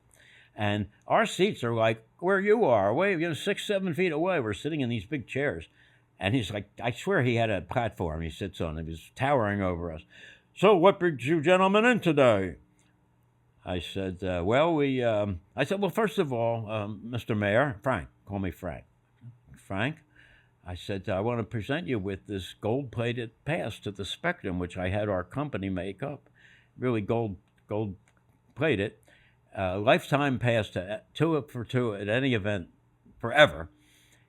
And I show it to him. He said, oh, it's really nice. He says, I don't like sports. I know I'll never come down to your building. He says, but give it to Franny, his son, Frank Jr. He says, he loves sports. I said, he's got it. So what's in your mind, gentlemen? So I said, well, we got this bill, and let me see that. I had to get up, walk over to his desk, hand it up. $63,000 police protection. Yes, so what's wrong with it? I said, well, I didn't know we were getting charged. He says, you run the Spectrum? You run the Flyers? He says, big time guy, you hang out with all these stars and players. You don't think you're getting charged for a busload of cops? I said, no. He says, well, let me tell you this. Did the captain tell you you're going to get charged? I said, no. He goes, tears it in half. Whoa. He said, did you ask? I said, no. He said, you should have. Tears it in a quarter. He says, listen, I've got enough discretionary money in my slush fund to cover that, so don't you worry about it. He said, this bill's going away, and he rips it into shreds and puts it in his trash can. Oh, wow. I sit there. He says, but I need you to do me a favor. Oh, my God, here we go. He says, we got the biggest graduating class from the academy this year ever. 300 new officers coming on the street. He says, I want to have the graduation ceremony at the Spectrum. I said, oh, okay, great. We'll pick a date. No, he says, I picked a date. We have the graduation's been set for a year. Tells me the date. I said, well, we got I forget what concert coming. He says, I know. I already looked at your schedule.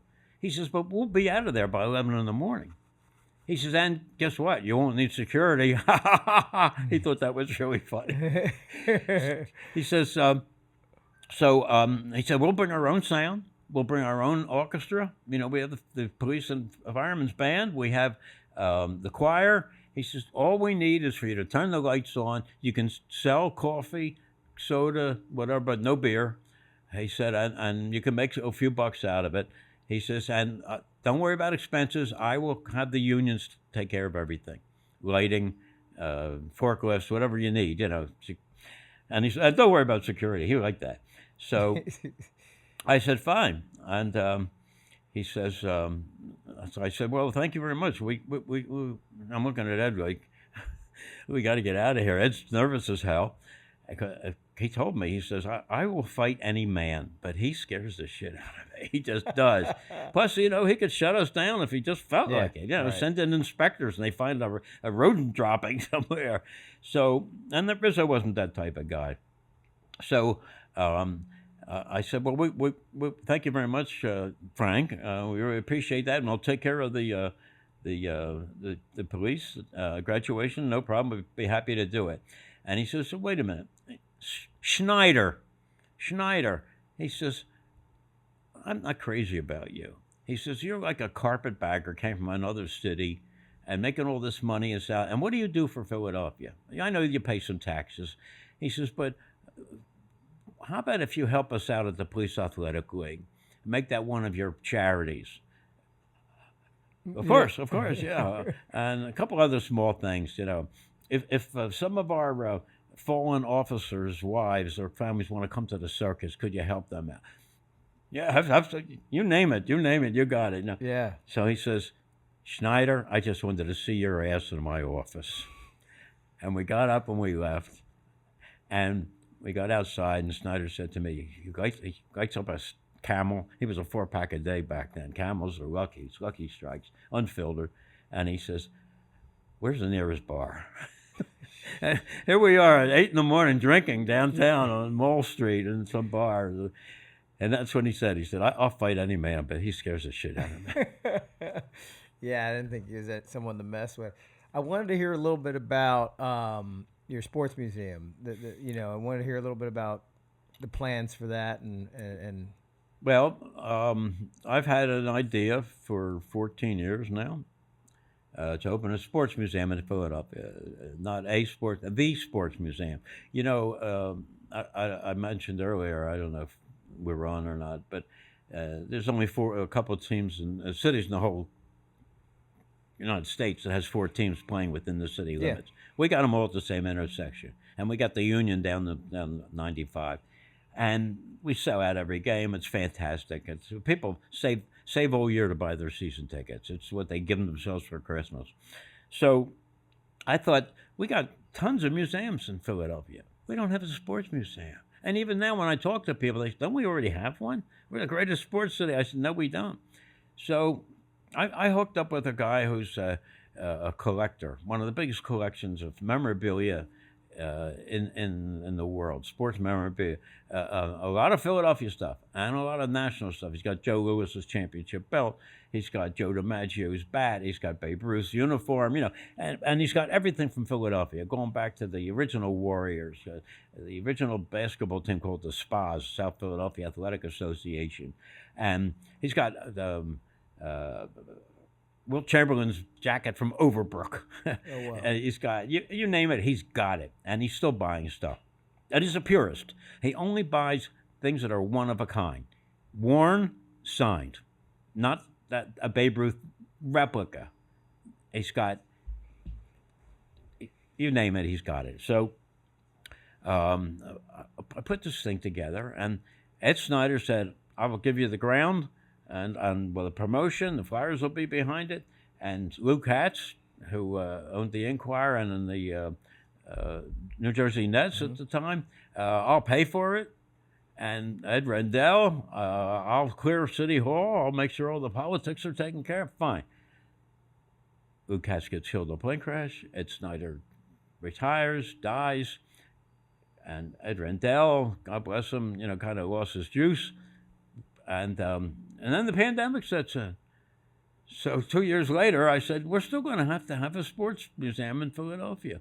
So I put together a board of some nice people. I got Mike Quick, I got Dawn Staley, I've got now Lauren Hart's going to be on the board, and I got some nice big hitters, and we have a lease for the ground floor at Lit Brothers, which is a beautiful building. They've restored that building beautifully, and it's on the corner of 7th and Market, 11,000 square feet, and we want to get in there as soon as possible. And to me, Market Street, right there, a block from City Hall, from the Liberty Bell, and a couple blocks from the convention center, and of course the best transit system in the world underneath. So we're moving ahead with that, and we hope to open this year. We'll not only have the greatest memorabilia of Philadelphia history, sports history, but we'll have exhibits. What's it like to to stand in a batter's box against a 100-mile-an-hour fastball? Oh. Which in 5 years everybody's going to be throwing 100 miles an hour, right? There's one guy, 103 point something, he set the other day. What's it like to ride your bike up the Manayunk Wall? What's it like to row in the Dadville Regatta? What's it like to be in the huddle with I was going to say Carson Wentz. That's shit. To be with Jalen Hurts, stuff like that. Or with Nick Foles when he called Philly. Yeah. And what's it like? Experiential stuff. What's it like to broadcast an inning with the Phillies? And we'll have the Gene Hart broadcast booth, and where you could take the video home of you doing that. It gets emailed to you or whatever. And we want to do things for kids, especially inner city kids. We want to show kids that you may not be 6'10" and make the NBA, or be able to, run the 40 in X amount. I said, but you can get into sports, and we'll help you with our connections. And I've gotten a lot of people into sports. You can get into analytics, training. Just get in. People start as interns. They wind up as president of the team. Once you get in, you're in. And that's what we want to show kids through your role models, great athletes, what it took for them to get where they are. Muggsy Bogues was 5'7", and he could dunk. And he played for years. And other guys in other sports, they can out-jump people. They outthink people. I said they train harder. They don't want to lose. I said, we want to show you can make it in life. You got to make good choices. You got to stay in school. And you got to eat right, and you got to train. I said, so we want to show people that, hey, these guys are gods. They're making 40, 50, 60 million a year. Doesn't mean you can't get into the business, because everybody wants to get in sports, glamour, this and that. Problem is, if a job opens, the owner's got a nephew, and you got a cousin, and so everybody knows somebody, and chances are you're not going to get that job. So we hope to be open by the end of the year, in time for the holidays. We'll have a store selling what do you call it? Vintage items, like your Prism T-shirt, my Spectrum shirt. Everywhere I go, people say, "Where'd you get that Spectrum shirt? It's really neat." Throwback stuff is hot. Mitchell & Ness just opened a big store in Philadelphia, and we want to be part of that nostalgic thing, because, like I said before, sports is unlike any other attraction. It brings people together, and you unite. We hate Boston. We hate New York. We're at war with them. I have a problem right now, and of course, by the time this runs, it'll be over. But I hate New York and the Knicks. But they're a good team. I like the team. Yeah. But do I root for them? Do I want them to win? Their fans are arrogant. We hate it when they come down to our games. They take over the place. Same thing with Boston. When the Celtics are here, I put a sign on the scoreboard a couple of years ago at Ed Snyder's urging, because with the Boston fans at a Sixers game towards the end of the season were so obnoxious, and we win the game. We upset them. And I put on the scoreboard, he says, you got to put something up there. So I put up 76ers thank Boston fans for attending tonight's game. Come back in the playoffs for another loss. Well, that went all over. It was memed all over. Somebody printed it and framed it and sent it to me. And Ed loved stuff like that. Yeah. I remember one of the people. She said, I handed her the thing. I said, Ed wants this up there. You sure? You kidding? We never do it. Ed said, put it up. I said, okay, but he loved stuff that I did. He didn't have the balls or the guts to do it. Yeah. I mean, he could do anything he wanted, but and that's the type of relationship we had. He wanted to fire me 100 times, but of course he never did. He got mad. But he was his first thing: fire him, fire that one. He would call me at night when the Flyers were on TV at an away game, and he would say to me, "That goddamn Gene Hart, he just called Bobby Cartwheel. Comment. He can't see anymore. I think it's time you fire him." I said, "Okay." I pay no attention. I watch the rest of the game. Next day, he comes in. "What's going on, Lou? What are you working on?" I said, "Oh, I'm trying to find a new announcer." "Why? What do you mean?" I said, "Well, Gene Hart's gone." "Gene Hart's gone? What happened?" I said, "You told me to fire him." He goes, "And you listened to me? Since when have you started listening to me?" I said, "I'm fucking with you. I'm only kidding. I didn't fire him." Well, the Kate Smith thing, so we played it that first night. Over the first 3 years, we played it 21 times. 19 wins, 1 loss, 1 tie. And back then, we were losing 75% of our games at home, and more on the road. And by the time they stopped doing it, when the statue was taken down in 2019, during the Black Lives Matter stuff, it was 101-31 wins. And I only played that record when it was a must-win or to stop a losing streak. Not because we were playing Oakland, which didn't have a chance, and with the Flyers flu, only when we needed it. And they played it. They stopped doing it for 7 or 8 years. And the new people in charge there, Dan Hilford, they're working it back. Lauren Hart sang it for each home playoff game. And I'm hoping they'll bring the statue back, and I'm working on that. I know where it is. I'd like to get in there and steal it one night, but I think they'll bring that back eventually. Wall Street Journal yesterday had an article about all these statues that have been taken down are now coming back, Christopher Columbus and others. So between Joe Paterno's statue, Rizzo's statue, Kate Smith, these people weren't criminals. They didn't kill anybody. That's not like we're Frankie Delfonso, Frankie Flowers, Frankie Delfonso. It's not like we're building a statue to him. Yeah.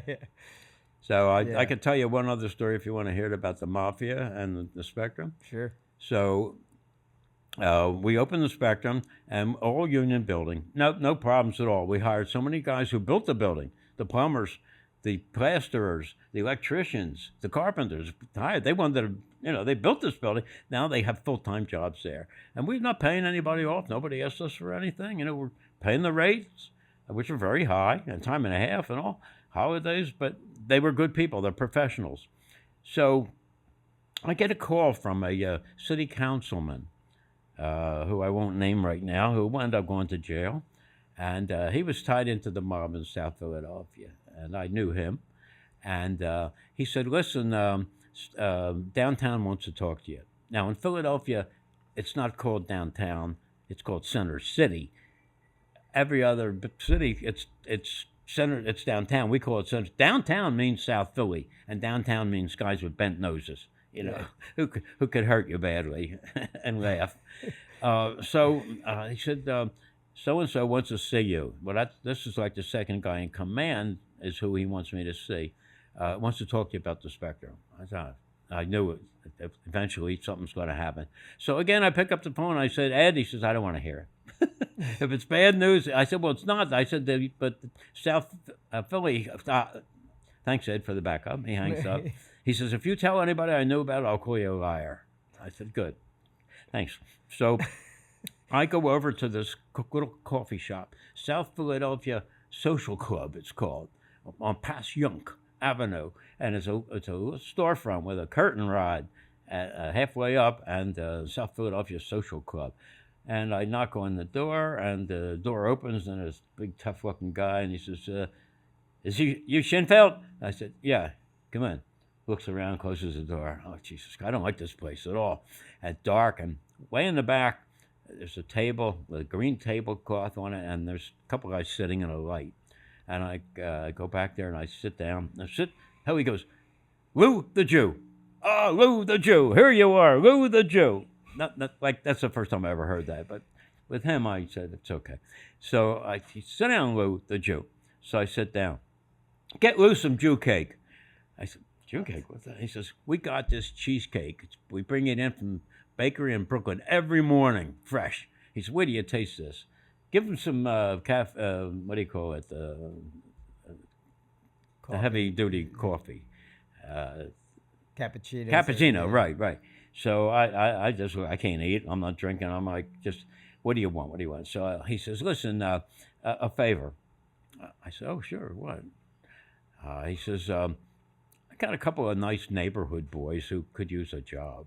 I said, okay, we'll put them on the overnight shift, tearing down the stage, building a stage, this and that. Hey, oh, no. He says, they don't want to come in and work. He says, you know what a ghost payroll is? I said, yeah, guys who work get paid but don't come to work. He says, right. He says, I got a couple of nice neighborhood boys we'd like to help. I said, listen, we can't do that. I said, we're so closely monitored by Internal Revenue and by the city of Philadelphia. He said, well, what about the overnight shift? I said, and this was the truth, I said, the overnight shift is called the changeover crew, is a bunch of sailors from the Navy Yard that have downtime, and they come in and do this, and we pay them. And they have a captain that oversees it, and he doesn't take any crap. I said, so we can't really do that. I said, and I got forklift operators have to get paid. People are going to be working, and the word's going to get out that guys are making money without even showing up. No show jobs. I said, we can't do that. I said, but I'll be happy to hire a couple of guys if they want to work. We'll put them to work. We can certainly use people. So he says, oh, well, another question. He says, my grandkids want to come to the circus. I'm thinking, oh, no problem. He says, they want to sit on the front row. No problem. He says, I want them to be able to come down early and see the clowns and the elephants and the lions and tigers and get a personal tour. No problem. Get some pictures taken of them with the people. I said, absolutely. He says, and we'll pay for it. Yeah, $10 a ticket, right? So I said, fine. He says to the guy, give him the envelope. Hands me an envelope. I open it up. It's got 10 $100 bills in it. I said, what's this? He says, that's for you. I said, well, I can't take this. He says, yeah. He says, deduct the tickets from it. I said, well, they're only $10 a piece, That's like $40. He goes, the rest is yours. I said, I can't take it. I said, I don't take money. I said, but what I will do is I'll set up an account for you. I'll give it to the box office, and anytime you guys want, call my secretary. You got the tickets. I said, whether it's Sinatra or this or that, and when we use up your 1,000, if you want to give us another 1,000, we'll put it in here. He said, fine. I leave. I go back to the office. Ed said, how'd it go? I said, you don't want to know.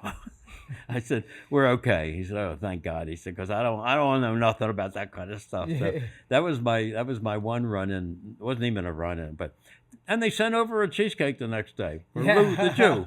Oh, that's that way you got out of there. I was nervous. Like you told him no. That always feels like I had to. Bad. I had to because I didn't take money.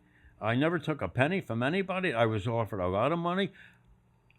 Yeah, listen, but I mean, I had. You know how that could end. That was yeah. Then they own me. Yeah. I even turned down PUSSY.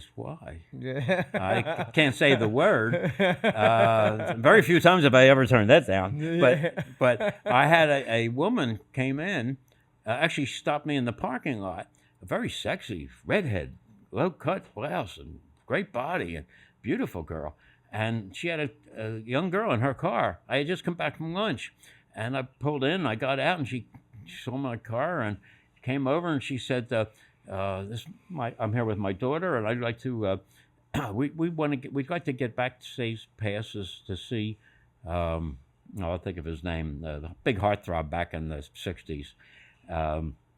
And I said, well, we don't do that. I can't do that. She says, you can do anything you want. Look at that suit you got.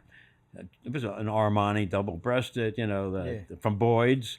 And I dressed very, very nicely at work. And she said, I'm sure you can do anything you want. And she said, and with me. And I said, listen, I'm sorry. I'm going, oh, shit, would I love to do this? She was luscious. So I reach in my car and I take 2 T-shirts for the guy who was going to be playing. I forget his name. Osmond, one of the Donny Osmond. Donny Osmond, yeah. And I said, give this to your daughter. She says, you don't know what you're missing. And I'm thinking to myself, I do. I know what I'm missing. This woman is a killer. And I said, well, I'm sorry, don't do that. One other quick story. Electric Factory had a fallout with the biggest ticket broker in Philadelphia. I'll think of Abe. Can't think of his name now. He was the biggest ticket broker, 13th and Locust. His slogan was tickets anywhere in the world. And Electric Factory had some kind of argument with him, wouldn't sell him tickets anymore. He needed tickets. And I knew him pretty well from doing, tickets with him, that we allowed the brokers to buy a certain amount of tickets so they don't stand outside and scalp in front of other people waiting in line. And he says, he calls me one day and he says, listen, Schoenfeld, they all call me Schoenfeld, So he says, I want you to make a marriage with Electric Factory and me. Oscar Glassman was his name. Oscar Glass. What a character. Big Damon Run cap, big stomach and slobby looking guy, but he could get tickets anywhere in the world. And he says, you make a meeting. He says, you got 10 big ones. It's 10,000. He said, you make a marriage, you got 20 big ones. So I said, look, I'll be very happy to introduce you to them, but I don't take money. I said, I don't do that. I already get paid for doing this. Yeah. He says, you don't get paid that well. I said, well, that's another story, but I don't take money. So a couple weeks later, and I called them, and they didn't really want to get together with him and all. They thought he was a thief. But a couple weeks later, my softball team is having our championship celebration at Palumbo's down in South Philadelphia. Mm-hmm. And we're sitting at the table, about 12 of us with our wives and all, and here comes Oscar Glassman over to the table. And he's half drunk. And it's Scheinfeld, what are you doing? What are you guys doing? I said, it's my softball team. I'm the captain. We won the chase. Softballs, you want to see softballs? He unzips his fly and unfurls the biggest set of balls I've ever seen in my life, right at the table. I said, Oscar, put that away, for God's sake. He said, that's softballs. You want to puts it away, reaches into his pocket. There's another story you can't make up. Reaches into his pocket, takes out a wad of dough with a rubber band around his Scheinfeld. He says, I'm too drunk to have this money. You keep it for me. I know you're an honest son of a bitch. He says, you're probably the only honest cocksucker I ever met. Ed called me a son of a bitch. He called me a cocksucker. I'm in heaven. Jew, Lou the Jew. So call me whatever you want. Just don't send Frankie flowers in. Yeah. So I go back to my, it's a weekend. Monday I come to the office. I take it out. I throw it in my top drawer, lock it. That was the only drawer that had a lock on it.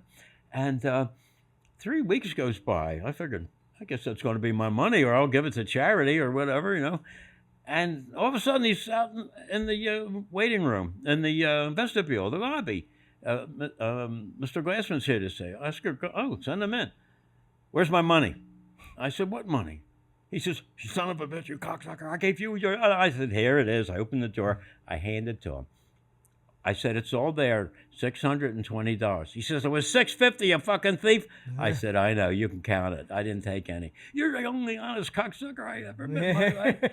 So now he wants to have lunch at Baines on Broad Street, and he pushes an envelope across the table. Look, you've done me big favors, even though those cocksuckers wouldn't meet with me. He says, and I said, listen, I don't take money. I said, I'm not only doing I'll take money, but I'll buy this sandwich for you today. And I got up and walked out. But that to me was like, I'm an honest guy. And that's probably why I've made these dumb mistakes. And I'm not a multimillionaire today. Never got a piece of anything. Never had a contract with Ed Snyder for anything I ever did, because I wanted to be independent. I remember Ed Snyder saying to me, no, I want to own you. I said, you can't own me, Ed. I'm not for hire. I said, I'm not for sale. I'm for hire. And I was very independent. I always felt I had more bullets in my gun. And I'm not doing so bad. I haven't missed a mortgage payment. I haven't missed a meal. But I've been honest. I'm an honest guy. I think it's a much better approach. I sleep well at night. Yeah. No, that's great. Well, I appreciate you taking the time and sitting down and sharing with us. Wait, today. what about the other 2 hours? Oh yeah, but no, I mean it's been really enlightening. Well, these are all true stories. I don't have to make any. Like I said, was I stoned? These things actually happen. Yeah, it's quite a life. I love it. I've been blessed. I'm in good health. I'm 90 years old now. I'm blessed. The Bathroom Break podcast is brought to you by Greengate Entertainment. Here, a picture of me with the Evel Knievel. He came in one night. The next day he was going to be jumping over 19 buses or something at the Spectrum. He started from the top of the third level and came all the way down and then off. And he did it perfectly. He was with Bobby Riggs, the tennis player, and we were drinking. And I was making the drinks. And he said, "Do me a favor, water Bobby Riggs' drinks because he gets obnoxious when he drinks." Bobby Riggs is the tennis player that wound up playing not Billie Jean King. Yeah, Billie Jean King. She wiped him out.